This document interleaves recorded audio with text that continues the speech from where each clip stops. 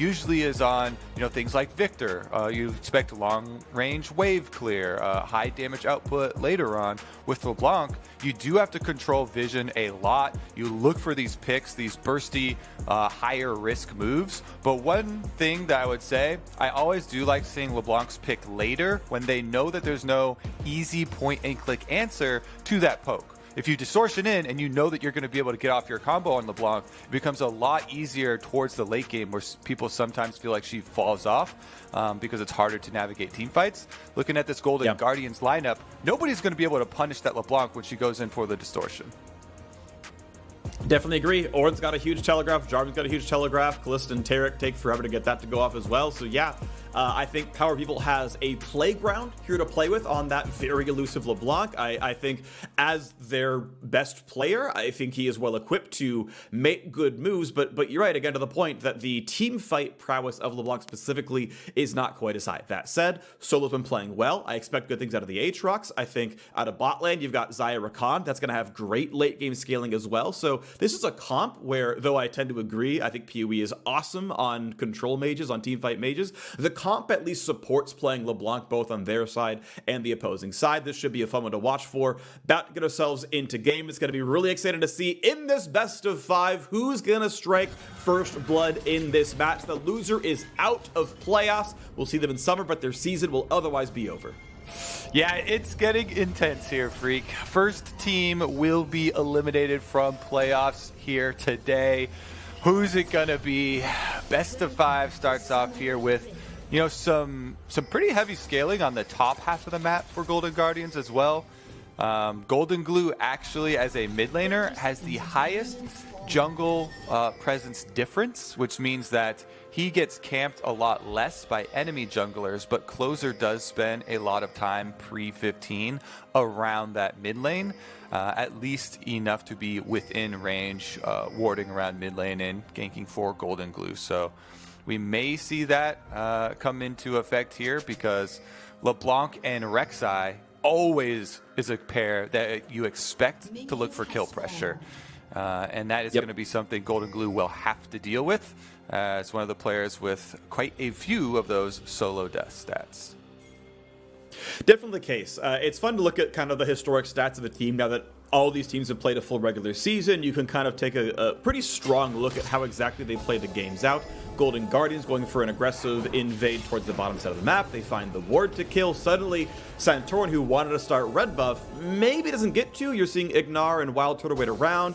Maybe they re-engage on the red, who he spots Santorin. They should expect the duo lane. And in fact, as FBI shows, they know it's a 3-on-3 right now. Right? As soon as you see more than just the one champion, like, okay, they've actually stayed with all the full squad. Ignar is now going to spot out the fact that, yep, okay, they're still trying for this one. Santorin, though, is not wasting any time. He's saying, you know what, screw it. We're going for Krugs. I'm going to take this camp down. It's worth more gold and more XP than the red buff. And if you don't use the red buff to get a gank off, ultimately you traded a camp for a camp, and it's not the worst thing in the world.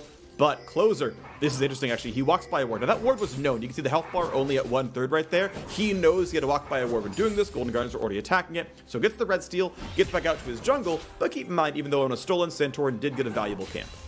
And Closer has been very good for the Golden Guardians in the early game. He quite frequently has gone for these types of invades, stealing away first red buff of their opponents. This instance is purely a champ select invade for Golden Guardians. They have the stronger level 1 on the bottom half of the map with Jarvan, Kalista, Taric, and so they're able to bully FlyQuest off of it. Santorin doesn't fall super far behind, though, as he is able to start the Krugs while they're taking the red buff, and then he transitions into a very quick Raptor camp. Should still be able to get level 3 on his blue quadrant. Meanwhile, Closer already level 3 on the Jarvan. We'll look to see what sort of early plays he can make.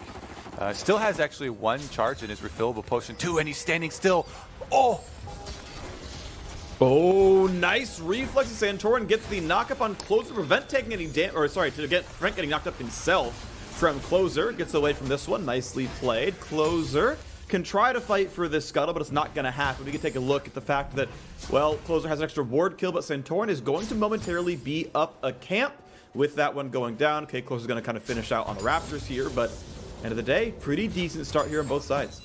Yeah, and remember, not all camps are created equal, as Raptors and Wolves are a lot less experienced. So even though that does show, there is significantly more experience in the other camps. Golden Glue still gets his flash forced, even though Closer was there hovering. Santorin just stays there because he sees him on the Rek'Sai passive and still forces it. Fight on the bottom side. Stun's not going to land. The Roots will. Wild Turtle takes a pretty big hit. End of the day, though, they're both in pretty equal spots. Got to point out a small farm lead to the FlyQuest duo, though there is more gold left on the map. There's more CS for FBI to claim, so it shouldn't be too bad. But yeah, shout out to the information asymmetry. Santorin stood still, used Tremor Sense, saw once Closer went back out to the left-hand side, it was completely safe. Solo and Hanser fighting back and forth. Solo with the early lead up here. Now, you were talking earlier about how aggressively, as they battle back and forth, shouldn't be much of a kill, how much Closer plays around mid lane. For the Golden Guardians, their mid laner and their 2 bot lane players are all top 3 in the league in forward percentage. They are usually constantly able to play aggressively, but the punishment for that is without time towards Hanser. Hanser is 9th in forward percentage. He never really gets played aggressively. He's always weak side under his turret. It's still the case here where Solo is pushing Hanser in and Closer sitting around bot lane. Yep, and now they're daring them to come for these minions. But look how defensively Ignar and Turtle are playing. They let some of those ranged minions actually just die to the autos and don't overextend there, as Closer was hovering behind the Golden Guardians bottom lane. Now resets the top side. And Golden Glue walks by a ward to spot out, see, okay, the blast plant is still alive, so Santorin didn't jump over the wall and take that. No tunnels either, so, you know, that Krug's, you know, they're safe for you, no problem, but Golden Glue is still hatching this ward, and keep in mind, he is flashless. Had to run back, you know, get his boots semi-fillable in Doran's blade, Santorin waiting in the wings. And there are several camps up. There's actually 3 left to clear. He's going to go for the chain. That's going to land, but can you dive Golden Glue? Santorin is not going to. He'll take a turret shot for looking, and end of the day, Golden Glue takes some damage. This is where Golden Guardians should expect the focus. We said in the first 2 minutes, you know, LeBlanc and Rek'Sai are always looking for kill pressure, and having blown that flash, that is where the repeat gank should come for. So it's up to Closer to help out Golden Glue with some of the wards. You see 1 control ward in Closer's inventory right now, and during the time that Valkyrie is down for Golden Glue, he cannot step up to the minion wave, so he has to play defensively, stays at his turret. Santorin does take that opportunity, though, after the mid lane pressure gain to you know, have Power of Evil push in the wave and take first dragon. All right, and hey, you know, shout out to FlyQuest. They're having a pretty good start here overall. They got some pressure in the bottom lane. Okay, technically they're down CS for a little bit, but they got the pressure down there. They got the Drake out of it. It's a good start for them overall. Santorin is completely matched with Closer in farm. Obviously, top is leading, mid leading a little bit in farm here as well, but as the minions get kind of crushed back and forth, we've got a fairly close game state where Golden Guardians are up gold from sort of random ancillary sources. It's right now a CS lead in the bottom lane, I think, carrying that mostly, but I'd probably still take the Drake for FlyQuest. Yeah, I think FlyQuest are pretty happy about the dragon. There is more pressure on Santorin to create action and get something done here in the early game, because as you transition towards team fights, there's so much more teamfight utility that you get from Jarvan, especially since professional Jarvans pretty much all go Conqueror, Cinderhulk, this very tanky build, and then you have your knockup from EQ, plus you have the Cataclysm, which brings so much to the teamfight. It's why this is one of Closer's most played, actually his most played jungler for the team. Yep. He's able to create a lot of the early gank pressure with just EQs and then transition into a very useful team fight starter. And Hanser getting pulled back by the chains right there. Continue fighting in the top lane. Has a Bramble Vestra to start the matchup. Obviously, you're going to go basically full tank on Ornn always. And his Grievous Wounds option, of course, is the tank version of that one. Aatrox certainly gives up a ton. And now Golden Guardians, yep, 8 minutes are on the top side. I do want to point out that FlyQuest have one of the very, very worst first Rift Herald percentages in the league. They historically have not prioritized it well, or at least if they have, not won those fights. And as you can see, Wild Turtle is in fact soloing down to the bot lane. Ignar has roamed up, but the Xayah cannot possibly get top without running all the way over. She shoves into that next wave, does run up, but now here's FBI and Huhi already topside. They can push in top, they can fight for this ward. Ignar has to give that one up, and we'll see if and when Solo recalls, as Haunter's Ornn comes down to bot side, but he can TP up there when needed. And that, I really like bringing up that stat because it's an interesting story beyond the recent games that we've seen. This season-long story for the Golden Guardians with them running, with FlyQuest, with them running Viper in the top lane. They had very, very low success in a lot of these kind of top lane statistics, as we see Golden Guardians making good on their 8-minute swap. They even pulled in the teleport for Golden Glue back to mid lane with the package here. It's very, very difficult to challenge a team that has level 6 Kalista, level 6 Taric, as well as a package Corki. So FlyQuest definitely not going to improve any of the Rift Herald stats in this game as that one goes down, but they get the root. Yeah, it's a big stun back as well. FlyQuest, though, honestly, with Guardian shields up for both supports, a lot of that damage is simply pushed back away. They can both heal, they can both shield, and their Keystone helps. So, end of the day, health bars are still pretty close to full, but look at the game state. Look, Corki's already topside. They've got the Rift cleared out as well. This is going to be plate number 1, grab easily. Plate number 2, no problem as well. And I think most cases, Closer just summons the Herald and they get 2 more plates off that as well. But looks like they're going to play it more defensively. FBI is going to try to get one more. He's going to be safe. They're going to wait on the summon. I'm a bit surprised, to be honest. I think that would have been another 300 gold cashed in without any issues, but they might go on the next wave instead. Yeah, I really do like getting the gold as quickly as possible because it really multiplies your power. The earlier in the game you can cash in, the earlier you can upgrade your jungle item. And that is so big for me. Even when you're going one of the lesser impact jungle items, yeah, it's only Cinder Hulk, which doesn't have as big a power spike as a warrior or anything near a Runic Echoes. But still having that completion is such a big difference in any sort of the skirmishes that you take around the map.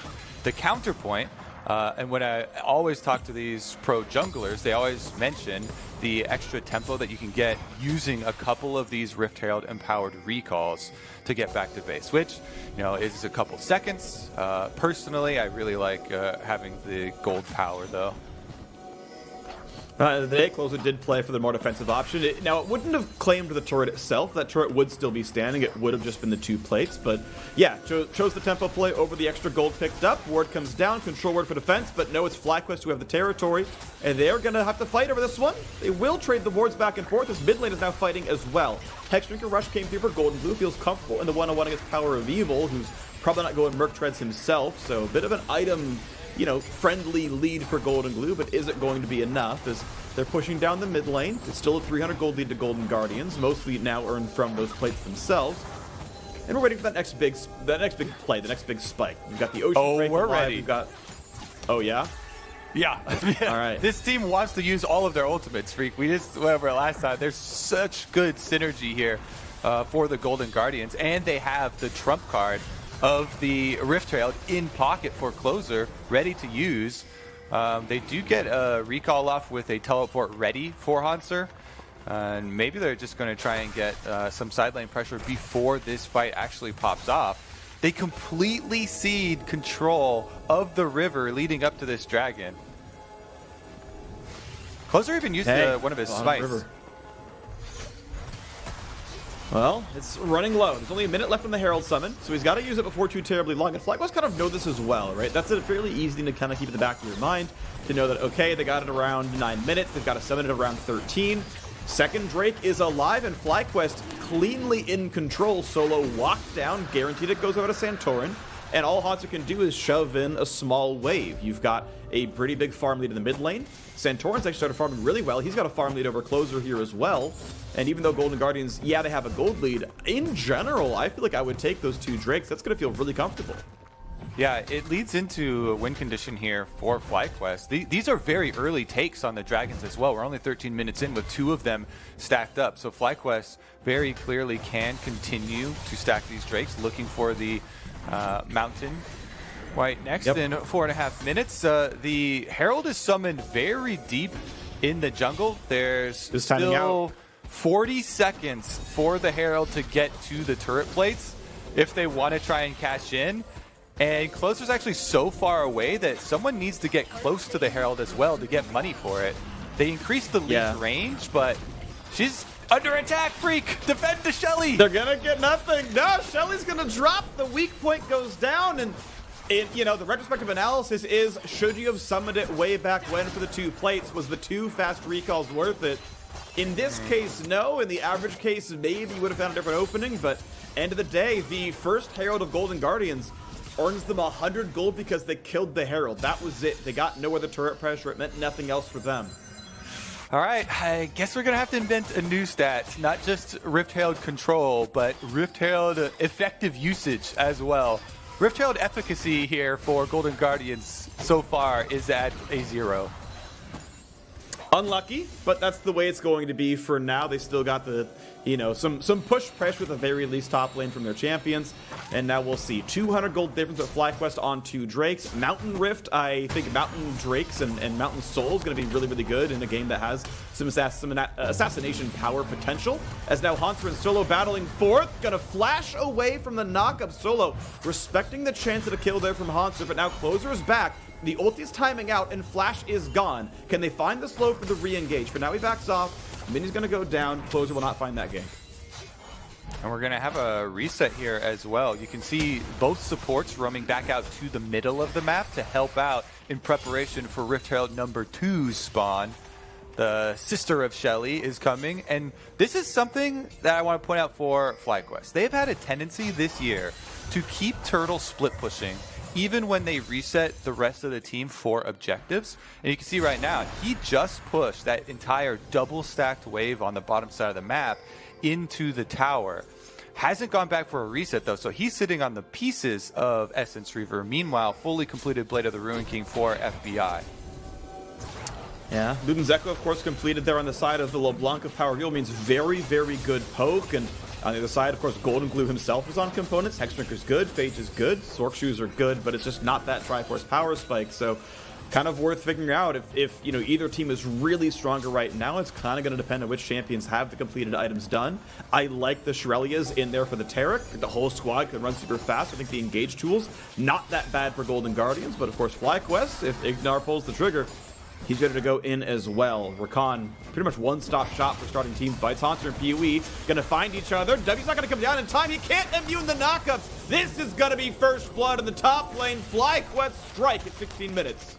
Juicy power spike there, Freak. You just mentioned the Ludens Echo. Guess who's got no magic resist yet? Even though Ornn is a tank, he's got no tank stats against Power of Evil, and they find him in the Tri-Brush. This means you get a free Rift Herald number 2 set up here. Let's take a look at this replay as Power of Evil sees him on the ward and then makes a loop around, staying in Fog of War and waiting for Haunter to come because he knows he's going to come look for some of this vision.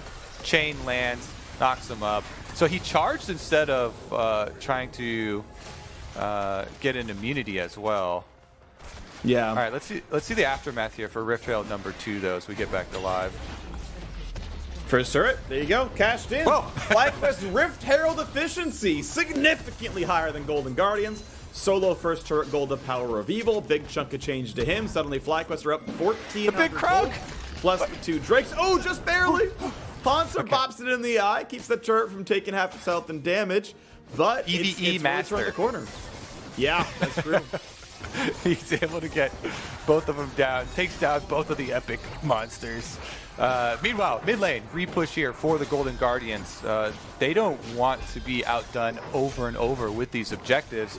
Dragon stacking is a very real problem this early into the game. Mountain Drake is pulled out by them already. Ornn's far away, but can get a long-range ultimate here for Haunter. Okay, here they're coming around. Haunter looking at it. Closer finds the knockup, dunks to the backhand side. Big immunity comes over, and they're trying to push down onto the top lane. Solo cannot live, and Turtle is pushed away. Still has Flash, has Heal, has the ulti, but Golden Guardians win the first team fight. Now, they did burn 3 ultis for it, 2 still available. Can FlyQuest re-engage the 4v5? Odds are low. Santorin is flashless, but could maybe take a tunnel back out. Here comes Ignar, wants to start it off. Finds the knockup, big dive with FBI, and he gets deleted, but it is traded back 1-for-1. Here comes the re-engage, they look for the stun. Feathers fly, almost gets a kill. 2-for-1 to Golden Guardians. They take that team fight. PUE, though, still wants in. As we mentioned, there's no good ways of stopping him. He'll root Huhi in place. The Taric trying to run away, cannot find the stun, and Power of Evil might just find what he's looking for. 2 versus 4, and Solo TP's in. They'll find the route onto Hanser. Does not have MR, and the chase down works. FlyQuest answer one more kill finally. FlyQuest, even though they're down in numbers, they have 2 carries alive, and Power of Evil chases the Golden Guardians all the way back to the turret here. The critical thing is that the dragon wasn't actually taken after the teamfight victory for Golden Guardians because FlyQuest make the call, hey, they don't have those key AoE ultimates available. We can actually fight down in numbers, and they pull off the assassination with Ignar and Power of Evil, the 2 old Misfits players, able to find the kill onto FBI, save the dragon for now. This is probably going to be a repeat here. I don't think they're giving up on this objective. Yeah, well, nice by Golden Glue showed up and pushed off Power of Evil, prevented the Drake from being taken. So the recalls come in, the teams come slamming across the map, and there is TP advantage for Golden Guardians. So the longer Hanser can stay top lane, and Golden Guardians can kind of promote a dragon standoff, the more unanswered farm their top laner gets. Golden Glue going to start it off with the squad. They've got the wards for TP. They get rid of the wards that FlyQuest have, and here comes Ornn, looking now at Solo. He flashed away from the knockup, but Golden Glue pack is over, but now it means that the rest of the squad is stuck inside the pit. Looking at the re-engage, now Hanser walks in, finds the double knockup, closer chases, can't find it. They turn back to the Drake. Is it going to be a smite fight? Not just yet. They go back towards Solo. Once again, onto the Drake. Who's going to win the fight? Goes over to Santorin, but it's a 1-for-0. So far, they've picked up a single kill. Golden Guardians going to look to keep Golden Glue alive, just barely does so. Triple knockup for closer, and that means Power of Evil might have to run away. Just barely gets away. He's going to stay alive. Wild Turtle flashing over the wall, stays alive there as well. PoE nearly takes down Golden Glue, but also keeps his health bar up afloat. But now another knockup for closer. That's going to be kill number 2. Shut down goes to Golden Glue. Golden Guardians find 2 kills in the fight, but they lose that 3rd Drake. If they keep getting kills here for the Golden Guardians, though, this team fight with Kalista, Taric, Jarvan, Ornn ultimates is so hard to play around. And look how FlyQuest have to do it. They have to constantly disengage these big abilities. Corki package used there. Kalista ultimate used there. Now Ornn ultimate does find the final engage here, and FlyQuest have to continually avoid these big AoE teamfight usages. Then they finally go in. They get the Dragon Steal. Santorin comes up clutch as Solo goes down, distracting the rest of the Golden Guardians. Then they try and fight their way out of it with a lot of these cooldowns up for Golden Guardians. Power of Evil not able to finish off Golden Glue. Even with the corrupting potion ticking there, he can't get the last little bit of damage, and Golden Glue gets the laugh over the wall. And now we get the try against Solo yet again. He's going to walk back to the lane, and without any more crowd control, Hanser, the only one who has any, doesn't really mean much. Hextrigger going to come back up for Golden Glue. Triforce is done. Big power spike is in. Keep in mind that that was what was really needed to have Corki have a better chance at these team fights. Might even see Maw before too long. Pickaxe could build towards that, could build towards Infinity Edge. Either, I think, is a defensible option. We'll see what he actually goes for. But the items are kind of scaling up. Hanser, pretty close to Abyssal Mask being done. Just needs the combined cost. That'll get upgraded. That'll be a nice power spike. Void Staff done for PoE means he can start killing these MR stacking champions pretty nicely. And so we're scaling, and the champions dealing damage are going to get even scarier. Yes, they are. Ooh, close window there. Closer might try the ulti, but they're all pretty good at getting away except for Santorin. Without the tunnel, has to burn the flash to get away. Ult for flash, you take that trade. Yeah, these mobility spells are really important for FlyQuest as well, because keep on mentioning how good the Golden Guardians team composition is when grouped up as 5. They just run a 5-on-5 over and over, and it's up to FlyQuest to use mobility to their advantage to try and find these openings and create the picks for themselves, because the barrier of execution on this FlyQuest composition is so much higher for what they have to do in coordinating a victory here. Now, as everybody does rotate back to mid lane, Solo does not have teleport, and Hanser is walking up the river right now. So this would be Golden Guardians' numbers advantage. Okay, well, it's going to be a quick trade of cooldowns. Pee-wee just simply gets over the wall, and Chunks close up for a couple hundred health. Decent damage dealt there. 2-0 in turret, worth pointing out, right? Bot outer and top outer already dead. Golden Guardians yet to get on the map for any meaningful neutral objectives. Yes, they killed a Herald, but it didn't do anything for them. They haven't taken a Drake, they haven't taken a turret. They have only found teamfight victories. So if they can win a fight and convert, that'll be worth a lot of gold, be worth a lot of power. But also keep in mind, we are 90 seconds away from the 4th, and for FlyQuest, final Mountain Drake. If they get Soul, that giant shield is going to be so massive for them. Yeah, it puts so much pressure on the possibility of a Dragon Steal here. Because even though FlyQuest, they don't want to run into Ornn, Jarvan, Kalista, Taric head on, they can poke around the sides as we've seen.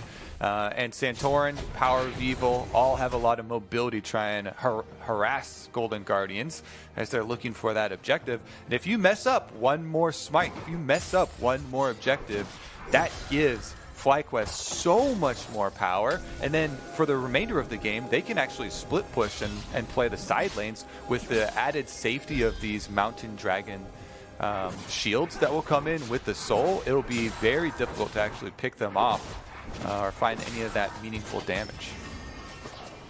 Well, momentarily we have a AD carry power spike difference. Turtle has red buff, that helps a little bit, but he is not yet at Infinity Edge. It's pretty cheap, it's only a couple hundred gold, so usually with this wave you have enough money to buy it, but time is running low, 25 seconds on Mountain Soul. Not sure you can reasonably take a recall there. Meanwhile, FBI has Ruin King and Hurricane, so right now I take Kalista in the team fight. With the level deficit, doesn't matter, I think the items are better, so that part's going to be meaningful. First Ornn upgrades comes through, and Gold Blue has the upgraded Trinity Force. That means mid is under attack. That's going to be mid-outer taken without issue. But 8, 7, 6, 5 seconds on the Mountain Drake coming up. Golden Guardians must be aware of that Drake spawn. They must play around it. They cannot give this away to FlyQuest. And they even have the package. Here comes in the teleport, and we're going to see the flank play from FlyQuest. Who he is in danger, pops the ult. He's never going to get pulled back. FBI does not save his teammate. An easy assassination for Power of Evil, even Chunks down closer. What a horrible fight for Golden Guardians, completely forgetting what to deal with their backline. And now it's package used for defense, and FlyQuest have control, but Golden Guardians have to defend. They have to try 4v5 because they can't give away Mountain Soul. I feel like I'm going to need to look at that replay. My eyes deceive me. Was he locked up? This is great for FlyQuest. Starting up the Mountain Drake, still poking down on the Golden Guardians, 5v4. Solo staying in the front line, finds Golden Glue! Nearly one-shots him, and Zaya does the rest. The flash forward for Wild Turtle. FBI's days are numbered. They got to run away from this one. Absolutely beautiful stuff. Now Golden Guardians in an even worse spot. It's 3 versus 5. Their health bars are low. FBI lifesteals a wave, but he's right next to LeBlanc. Here comes the health bar. It's going to disappear, and it's gone. Shutdown goes through to Power of Evil, and suddenly true magician. 5 again.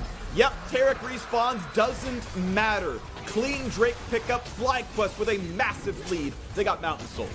Oh, it's playoffs, Freak. You like some vintage Wild Turtle coming out to play as well with the flash forward ultimate on Zaya? All defensive tools used offensively here for Turtle to find that extra kill, diving Golden Glue in the back line after Solo got a really good knock up there with Aatrox to start it out and set him up. And FlyQuest, in the face of a full 5-on-5 composition for Golden Guardians, they rushed Mountain Soul. They got the first 4 Drakes in a very timely manner and set themselves up quite nicely for game number 1 of this series. Yeah, so you can see at the very top of the screen, it's 42,000 to 41,000 gold. That looks really close. You're like, oh, this is totally winnable. But the big difference is those 4 Drakes picked up. 4 is the magic number. It's Mountain Soul. It's a 300 health shield per champion. And that in and of itself is nearly 1,000 gold per player. It is just incredible, and FlyQuest are so heavily favored because of their Drake control, because Santorin just a little bit to help bot lane. Wild Turtle and Ignar won the 2-on-2 mostly heads up, and honestly what should have been a fairly difficult matchup, but they played it well, and that control gave them the Drake, and it's going to be why FlyQuest are going to be hard-pressed to ever lose this game. Yeah, I've heard and seen a lot of people looking at Wild Turtle and oh, now we've got a lot more. Ulti burn, doesn't have a way out. Terracote's going to give the invincibility. That's a shutdown for one. TP comes in for a bit more. The assassination is nice, but look how low Golden Glue is. There could be a trade kill before too long. Regardless, for now, Golden Guardians get a kill, but 450 gold is not going to sort of turn around what's been happening this game. Yeah, they're looking at Turtle, all right.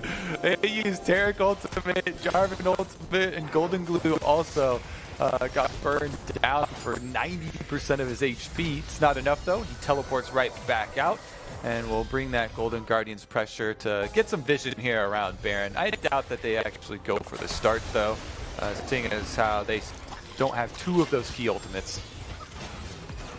Ooh, this might be a bit of a play. Santorin, though, has time to get away. Still has flash if he needed it. Golden Glue chunked to half. He's got to be respectful. The guy doesn't have a lot of lifesteal. All right, he isn't in precision, so there's no room for Legend Bloodline. Doesn't have a Doran's Blade. It is purely base health regen, and then, you know, probably has some, what is it, Ravenous Hunter stack, so he's got some regen, but, you know, if he takes poke, it's mostly going to stick onto him right now. And now, FlyQuest looking to take territory right back, right away. While Total respawns, they're ready to take over the rest of the map. You can see now, looking at this one, Ignar is going to take a stun, but you can see Golden Guardians hesitant, not willing to go for the fight. Now, a potential knock-up Hanser, forced to flash away. Big damage out of Power of Evil, closer, forced to retreat, and look how low the health bar gets. FlyQuest in control of this game, in control of this map.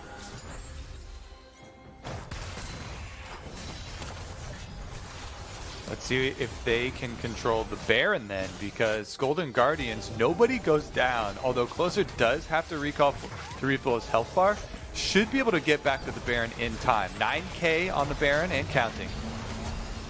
Ignar goes in, can't find the knockup, won't find much of a charm. Hanser wants in, can't get anything either, and that is Hanser dropping down 1 for 0. Terracote comes down, immunes the entire squad. Is the re-engage good enough? 4v4, solo drop. They get Turtle as well. There aren't any carries left except for the two of them. Santorin gets one. Now it's back to a 3-on-3, but he is stunned. And FBI has been untouched. Will they find the knockup into Ignar? Yes, they will. Is it going to be enough? He jumps over the wall. Back in goes Power of Evil. That stun hits too. Closer finds the slow. Can Golden Guardians chase it down? If they get these kills, the Baron is theirs. A nice juke comes in. Huhi has to be respectful. They find a slow into Ignar. They find another stun and a Power of Evil. Jumps over the wall. The lance isn't going to be enough. And I don't think Golden Guardians off that damage can go for Baron. That means it's going to be a reset. Yeah, they win the fight 3-2, but can they get any more? That answer is no.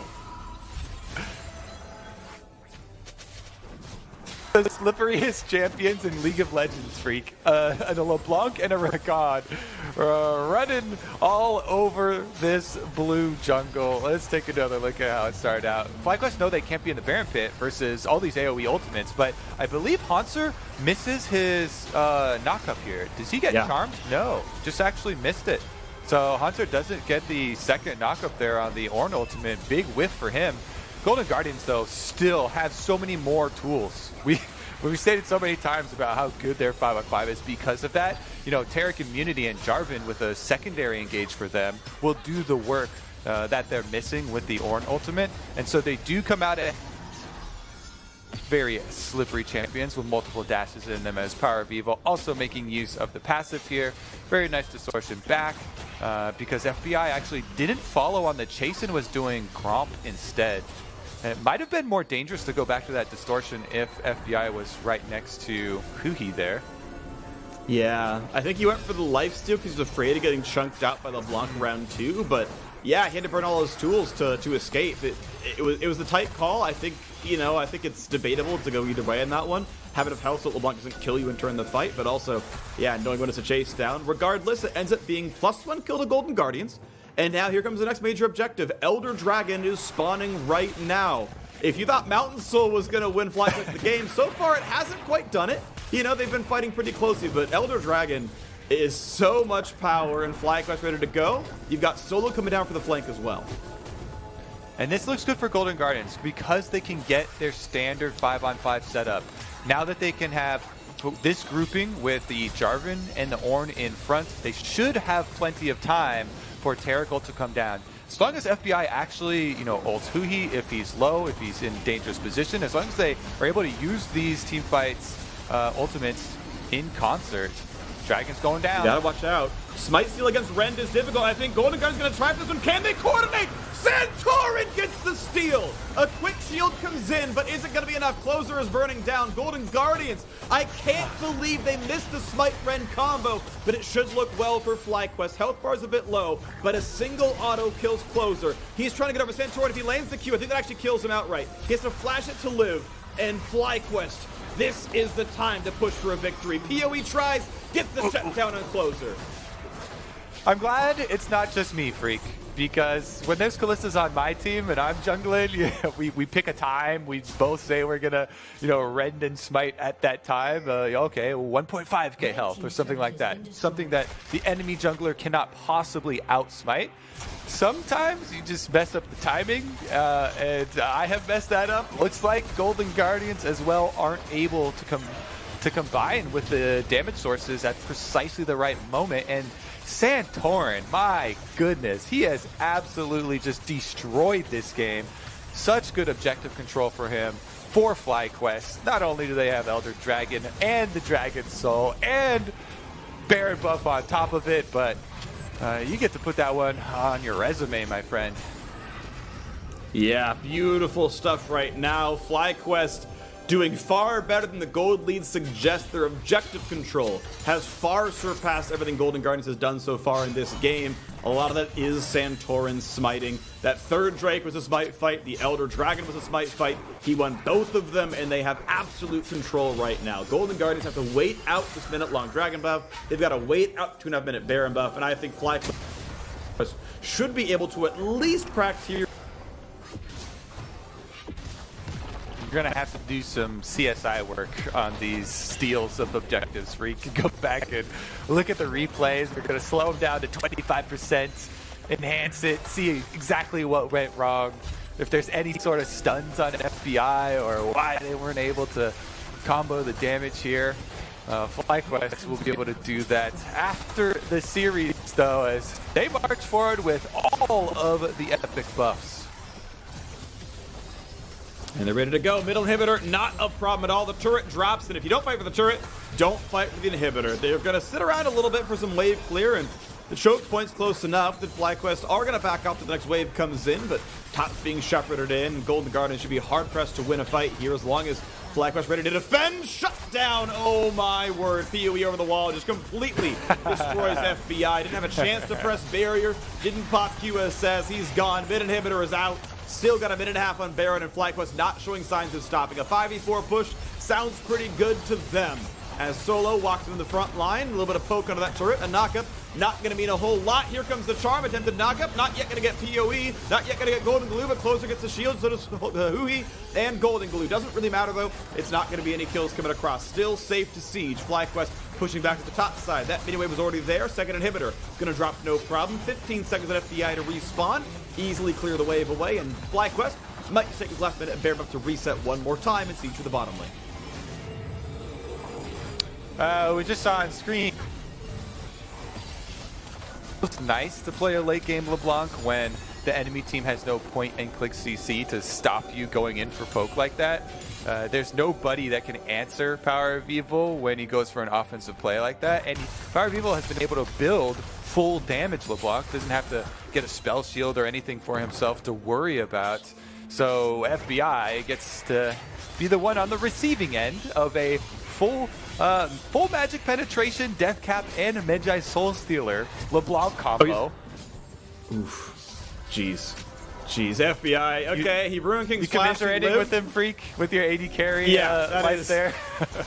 I mean, I'm getting flashbacks to Ray's full lethality Jarvan top. I'm just laughing at him one-shotting a Sivir. This is getting to that point, but it's not 1 in 100 games. It's 1 in every 12 games LeBlanc does this. So this is PoE doing great work. He pushes back Honster. Bot lane tier 2 is completely gone.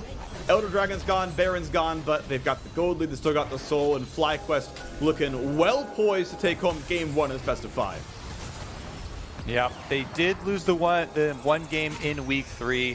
They did lose to get down here into the losers bracket, but they're not going to lose this game. 1 inhibitor tower left to go, staying on bottom side here. They're going to push in and keep the mid lane minions pushing as well.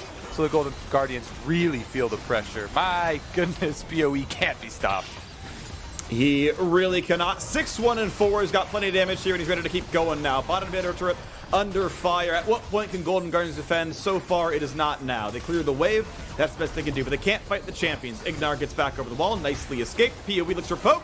Golden loses 1/4 of his health bar instantly. PoE can try that again every like 12 seconds, and look, it's again the same thing. Closer, chucked to half HP. Golden Glue a bit worse for wear as well. They've got to run away from this one. Turret under fire. Turret's going to drop. Third inhibitor of formality on this one. 30 seconds into Elder Dragon. Here comes the attempted play. Knockup's going to land on nobody. Turtle chunk below. Here comes invulnerability on the squad.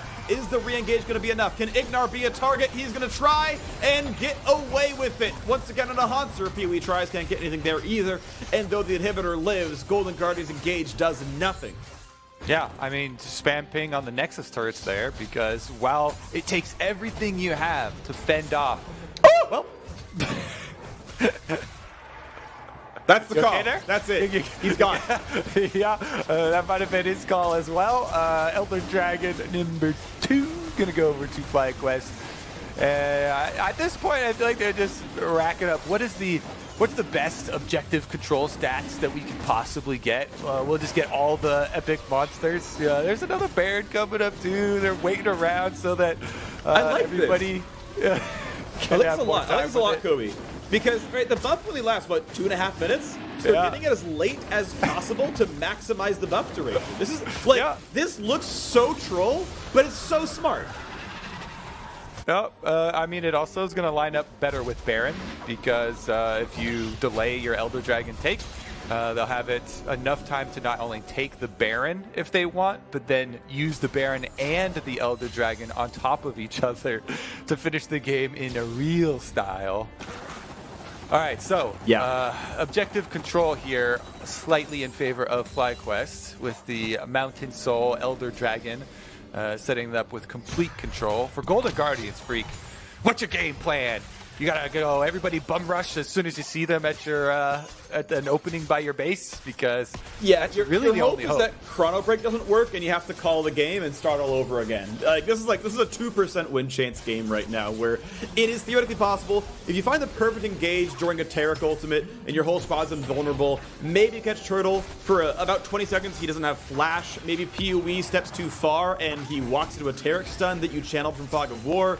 But the chances are so minuscule. You need to basically one-shot the backline.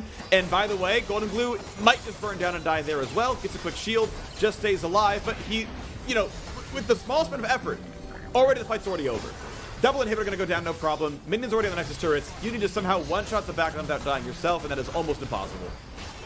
All right, good luck to the Golden Guardians. Here we go. Here comes the play. Knock up on the 2, but it's the frontliners who get hit, and vulnerability going to come in. When is the re-engage? Ignar steps up a bit too far. Closer finds a knockup, goes for the dunk. They might catch Santorin, already a 1-for-0. Stacking in the spears. FBI going to try his very best, and maybe, just maybe they find that kill, but it's only the Guardian Angel down. It's simply a 1-for-0, and FlyQuest can keep going. It's the rest of Golden Guardians forced back. That's the kill into who he solo grabs that one without issue. TP's come back into the map. First turret's going to go down. Second turret's going to follow. Flyquest in a 5v3. They're going to chase down Golden Glue. There's the rest of the kills. There's the shutdown. Santorin will not get killed either. And that is the Nexus falling. That is FlyQuest taking game 1 of the best of 5. FlyQuest planting some trees here in game number 1 of the series. Congratulations to them. Hats off to Santorin here for the objective control, because they were staring down the barrel at a big team fight comp for the Golden Guardians. But if a team fight composition with Ornn, Jarvan, Taric, Kalista can't control objectives, can't even get the objectives with Ren Smite combos, then that team is not going to win. So really high praise here for FlyQuest, poking around and getting those dragons. Yeah, it was an interesting game to watch, right? Because absolutely Golden Guardians had the tools to win, right? There were several moments that it went down to the wire. There were smite fights of Closer versus Santorin, and Santorin got the better of him. There were fights where it went down to 1 or 2 autos would have changed out the outcome. At the end of the day, FlyQuest was the better team. Objective control, Santorin smiting, Santorin's ganking, and PoE's team fighting were the difference makers there in that one. But we're going to take a quick commercial break. When we return, the State Farm Analyst Desk is going to break down the results of that game. Don't go anywhere.